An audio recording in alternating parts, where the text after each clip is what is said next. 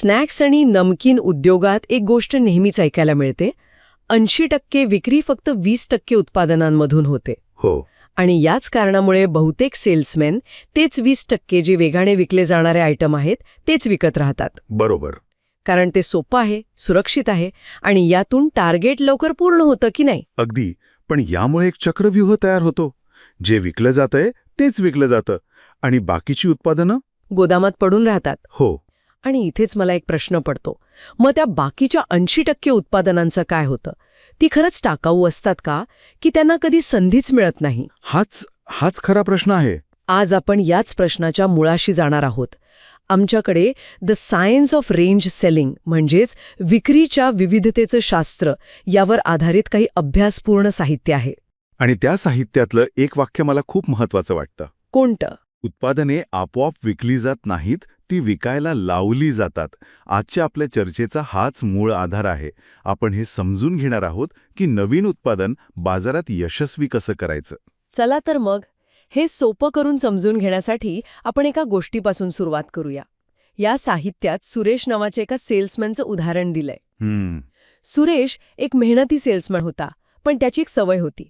तो नेहमी तेच 3-4 लोकप्रिय प्रॉडक्ट्स विकायचा जे बाजारात आधीच हिट होते. आणि हे स्वाभाविक आहे. जेव्हा महिन्याच्या टार्गेटचं दडपण असतं तेव्हा प्रत्येक जण सुरक्षित मार्गच निवडतो. सुरेशही तेच करत होता. पण त्यामुळे नवीन उत्पादनांकडे त्याचं पूर्णपणे दुर्लक्ष होत होतं. बरोबर. आणि मग एक दिवस त्याच्या सिनियर मॅनेजरने त्याला एक साधा पण अत्यंत महत्त्वाचा प्रश्न विचारला. त्यांनी विचारलं, सुरेश, या महिन्यात नवीन आलेली उत्पादने तू किती दुकानदारांना दाखवलीस? या प्रश्नावर सुरेश एकदम शांत झाला असेल. हो, त्याच्याकडे काहीच उत्तर नव्हतं, कारण त्याने ती नवीन उत्पादनं कुणाला दाखवलीच नव्हती. तेव्हा त्याचे मॅनेजर त्याला म्हणाले, हे बघ, ही एक साखळी आहे. उत्पादन विकण्याआधी ते दुकानदाराला दाखवावं लागतं. आणि दाखवण्याआधी तुमच्याकडे त्याचा स्टॉक असावा लागतो. आणि स्टॉक ठेवण्याआधी तुला योग्य प्रमाणात ऑर्डर द्यावी लागते. यातली एकही कडी तुटली की सगळी प्रक्रिया तिथेच थांबते. अरे वा, म्हणजे सुरेशला वाटत होतं की नवीन उत्पादनच खराब आहे, पण खरी मेख तर दुसरीकडेच होती. त्याला त्या क्षणी साक्षात्कार झाला की उत्पादन कमकुवत नव्हतं, तर त्याचं लॉन्चिंग म्हणजे बाजारात आणण्याची प्रक्रियाच कमकुवत होती. अगदी. त्याने त्या उत्पादनाला मैदानात उतरण्याची संधीच दिली नव्हती. आणि ही फक्त सुरेशची गोष्ट नाही, आपल्या उद्योगात हेच चित्र सर्रास दिसतं. पण हे कमकुवत लॉन्च नक्की दिसतं कसं? म्हणजे प्रत्यक्ष कामात काय चुकतं? हो, त्यात एक उत्तम उदाहरण दिलं आहे. समजा एका सेल्समनला 50 दुकानांमध्ये एक नवीन उत्पादन लॉन्च करायचंय. ठीक आहे. आणि प्रत्येक दुकानात सुरुवातीला फक्त 2 पॅकेट ठेवायची आहेत. म्हणजे एकूण किती पॅकेट्स लागतील? 100 पॅकेट्स. गणित अगदी सोपं आहे. अगदी. पण इथेच खरी अडचण सुरू होते. 1 मिनिट. पण इथे अडचण काय येते? जर वितरकाने म्हणजे डिस्ट्रीब्युटरने फक्त 40 पॅकेट्स आणले तर काय होईल? पण मला हाच प्रश्न पडतोय, वितरक कमी माल का मागवेल? त्याला तर जास्त विकल्यावरच फायदा आहे. खूप चांगला मुद्दा आहे. आणि इथेच सिस्टीममधील एक मोठी त्रुटी दिसते. वितरकाच्या दृष्टिकोनातून पाहिलं तर त्यांनाही नवीन उत्पादनात पैसे गुंतवण्याची भीती वाटते. अच्छा. हे उत्पादन चालेल की नाही? जर नाही चाललं तर माझे पैसे अडकतील, असे अनेक प्रश्न त्यांच्या मनात असतात. त्यामुळे ते धोका टाळण्यासाठी कमीत कमी स्टॉक मागवतात. अच्छा, म्हणजे भीतीमुळे सुरुवातीलाच गाडीला ब्रेक लावला जातो. मग ते 40 पॅकेटचं काय होतं?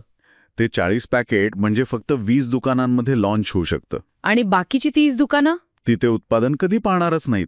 त्यांच्यासाठी ते उत्पादन अस्तित्वातच नाही. आणि मग काही दिवसांनी सगळे एका सुरात म्हणतात, अरे, या उत्पादनाला बाजारात मागणीच नाही. बरोबर. अरेच्छा, म्हणजे मागणी निर्माणच केली गेली नाही असं तुम्ही म्हणताय? हो, सत्य हे आहे की मागणी कधी निर्माणच केली गेली नाही.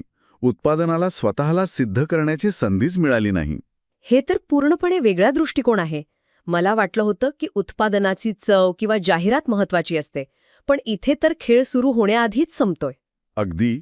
आणि यामुळेच आपल्याला असं चित्र दिसतं की एकच उत्पादन एका भागात प्रचंड यशस्वी होतं आणि दुसऱ्या भागात पूर्णपणे अयशस्वी. उत्पादन तेच, चव तीच, पॅकेजिंग तेच, पण निकाल पूर्णपणे वेगळा. मग हा फरक का पडतो? यशस्वी भागात असं काय वेगळं घडतं? जिथे विक्री जास्त आहे तिथे खोलात जाऊन पाहिलं तर असं दिसतं की त्या भागातील वितरकाने आणि सेल्समॅनने मिळून एक सकारात्मक चक्र तयार केलं. कसं? त्यांनी पुन्हा पुन्हा आणि योग्य प्रमाणात ऑर्डर दिली, जास्त दुकानदारांपर्यंत माल पोचवला त्यामुळे ते उत्पादन जास्त ग्राहकांच्या हातात पडलं. आणि साहजिकच त्यांना जास्त रिपीट ऑर्डर्स मिळाल्या. याउलट जिथे विक्री कमी होती तिथे स्टॉक कमी होता, वितरण कमी होतं, पोहोचही कमी होती. म्हणजे पुन्हा एकदा तेच सिद्ध होतं की उत्पादन अयशस्वी झालं नाही तर लॉन्च अयशस्वी झालं. करेक्ट? ठीक आहे, नवीन उत्पादनाचं लॉन्च महत्वाचं आहे हे तर स्पष्ट झालं. पण सेल्समॅनच्या मूळ समस्येचं काय? त्याला तर तेच 20% उत्पादनं विकून आपलं टार्गेट पूर्ण करण्याचं दडपण असतं. हो ना. मग अशा परिस्थितीत त्याने नवीन अनिश्चित उत्पादनावर आपला वेळ आणि धोका का म्हणून पत्करावा? आणि हाच सर्वात महत्वाचा प्रश्न आहे. फक्त हिरो प्रॉडक्ट्स विकणं ही एक अल्पकालीन रणनीती आहे. यामुळे महिन्याचं टार्गेट पूर्ण होईल, पण तुमची एकूण वाढ खुंटेल. या संदर्भात एका जागतिक दर्जाच्या FMCG कंपनीच्या वरिष्ठ जनरल मॅनेजरने एक सिद्धांत मांडलाय, जो या उद्योगातील एक शाश्वत सत्य मानला जातो. काय आहे तो सिद्धांत? ते म्हणतात, जर तुम्हाला एखादं उत्पादन संपवायचं असेल तर ते अपुऱ्या स्टॉक आणि अपुऱ्या तयारीने लॉन्च करा. वा, हे खूपच प्रभावी आहे. हे वाक्य उपरोधिक वाटेल, पण याचा खरा अर्थ असा आहे की जेव्हा तुम्ही नवीन उत्पादनांना संधी देत नाही तेव्हा तुम्ही तुमच्या भविष्यातील हिरो प्रॉडक्ट्सची हत्या करत असता. म्हणजे आज जे हिरो प्रॉडक्ट आहे ते कधी काळी एक नवीनच उत्पादन होतं ज्याचं लॉन्च यशस्वी झालं होतं. आपण हे विसरूनच जातो. बरोबर. ते अचानक एका रात्रीत हिरो बनलं नाही. त्यामागे एक प्रक्रिया होती. कोणती प्रक्रिया? पूर्वी त्याची जास्त प्रमाणात ऑर्डर दिली गेली, ते जास्त दुकानदारांना दिलं गेलं, त्याचं योग्य प्रकारे लॉन्चिंग झालं आणि त्याला जास्त रिपीट ऑर्डर्स मिळाल्या.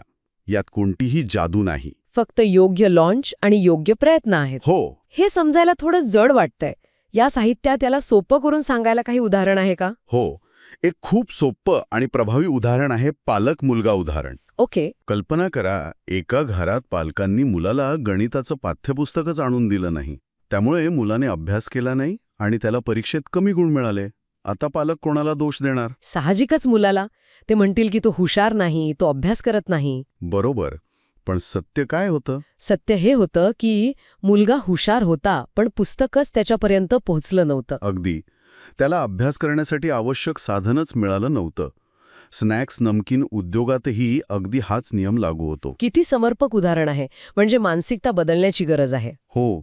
आपण उत्पादनाला दोष देण्याआधी आपण त्याला विकण्यासाठी आवश्यक साधनं म्हणजे पुरेसा स्टॉक आणि योग्य वितरण पुरवलं का, हा प्रश्न स्वतःला विचारायला हवा. आता मला पुन्हा सुरेशची आठवण येतेय. त्याला त्याची चूक कळली. मग त्याने पुढे काय केलं? हो. त्या संभाषणानंतर सुरेशने आपला दृष्टिकोन बदलला.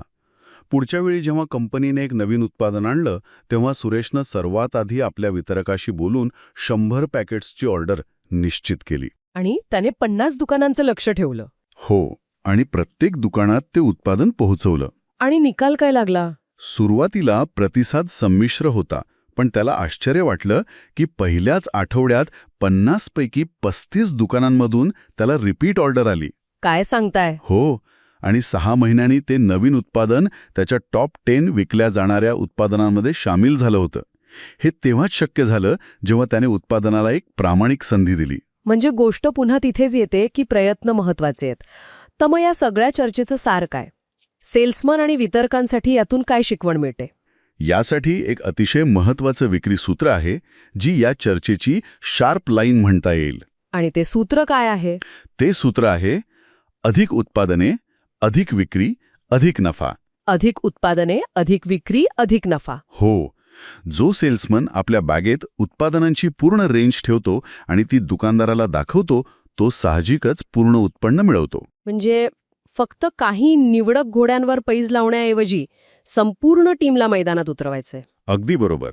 काही जास्त धावतील, काही कमी, पण जिंकण्याची शक्यता नक्कीच वाढेल. जेव्हा तुम्ही दुकानदाराला जास्त पर्याय दाखवता तेव्हा तो जास्त खरेदी करण्याची शक्यता वाढते. आणि या सर्वाचा अंतिम निष्कर्ष हाच आहे की उत्पादने स्वतःहून पुढे जात नाहीत, त्यांना पुढे न्यावं लागतं. आणि प्रत्येक वाटचालीची सुरुवात एका परिपूर्ण आणि योग्य लॉन्चने होते. सुरुवातच जर मजबूत असेल तर पुढचा प्रवास सोपा होतो. नक्कीच. आणि जाता जाता सर्व सेल्समॅनसाठी एक अंतिम वाक्य जे त्यांनी रोज लक्षात ठेवलं पाहिजे: लॉन्च जितके चांगले, विक्री तितकी चांगली. तुमची सुरुवातीची तयारीच तुमच्या अंतिम निकालाची दिशा ठरवते. तर आजच्या चर्चेतून हे स्पष्ट झालं की यशस्वी विक्रीचा पाया हा स्मार्ट लॉन्चिंगमध्ये आहे, पण त्यावरची इमारत ही रेंज सेलिंगच्या मानसिकतेने उभी राहते. बरोबर. उत्पादन कितीही चांगलं असलं तरी जर ते योग्य प्रकारे बाजारात आणलं नाही तर ते अयशस्वी होण्याचीच शक्यता जास्त असते. आपण आज एका मजबूत लॉन्चने सुरुवातीची मागणी कशी निर्माण करायची यावर बोललो, पण आता पुढे विचार करण्यासाठी एक प्रश्न आहे. कोणता? एकदा उत्पादन दुकानाच्या शेल्फवर पोहोचल्यावर सेल्समनची अशी कोणती एक दैनंदिन कृती आहे जी हे सुनिश्चित करते की ते उत्पादन फक्त तिथे पडून राहणार नाही, तर आठवड्यानंतर आठवडा त्याची गती वाढत राहील?